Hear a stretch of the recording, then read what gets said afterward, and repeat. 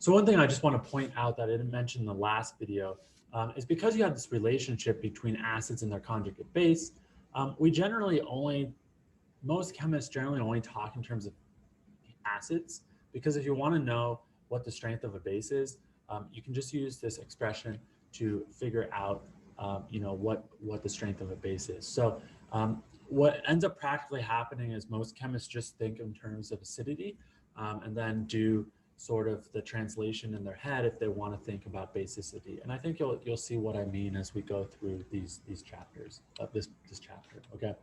Um, so what we can come up with is a table. We can measure these values, and we can come up with the Ka and the pKa values for any acid that exists in water. And so note that the pKa's here are just the negative log, so it's not really that interesting. You can calculate the other column. Usually you'll just see pKa values, but just wanted to show you, right?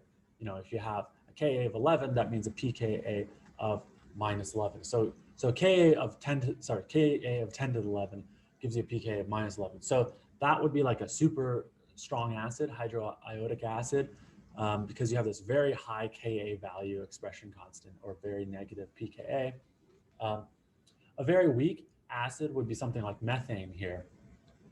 Um, and so this has a Ka of 10 to the minus 48. And so that gives you a pK of 48. What does that mean? Well, that means that methane really doesn't want to be a proton donor. It really doesn't want to make CH3 minus. The flip side, and this was what I was saying at the beginning of the video, the flip side is that CH3 minus, the conjugate base, is extremely strong, right? And so CH3 minus wants to gain a proton to become methane, CH4, really, really badly. There's a strong driving force for that. Same thing with ammonia, right? So if you have NH2 minus, that is going to be a really, really strong base. Okay. Notice there's also ammonium here is in pKa. So if you want to talk about the basicity of NH3, well, then you should start looking at the pKa of ammonium, because the conjugate base of NH4 plus is NH3. Right? So don't get confused by that. There's multiple, there's kind of a succession here, right? There's two pKa's, because NH4 plus can go to NH3, and then NH3 plus can go to NH2 minus. Your book says that the definition of a strong acid is if it has a pKa of 0 or less. I don't really think there's an agreed upon definition of this. And sort of what I learned is that all 7 of these acids are considered strong. By the book's definition, chloric wouldn't be in here because that's a pK of 1. Whatever it is, it's close. And this is just pretty arbitrary dividing line. We'll talk about the significance of something having a pKa less than 0 later on in this chapter. But it's a good idea for you to know all 7 of these acids. It's just very useful for a whole host of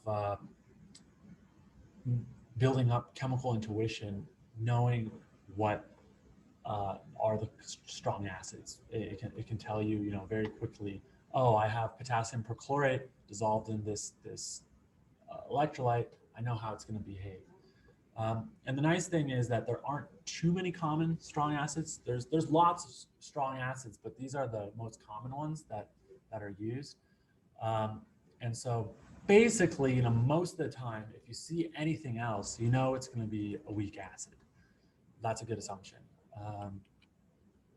And so remember this relationship that pKa plus pKb equals pKw equals 14. And so this is what I was explaining to you in words. Conjugate bases of strong acids are weak. And so I minus is a very weak base, because HI is a very strong acid. The converse is true as well. Conjugate bases of weak acids are strong.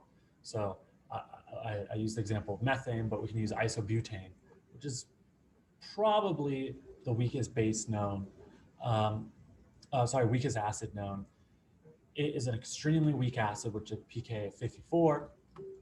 But if you had the isobutane anion, so CH3 and all of that 3 times minus, that is a wickedly strong base. Okay. So with polyprotic acids, actually, I think I'll just stop right here.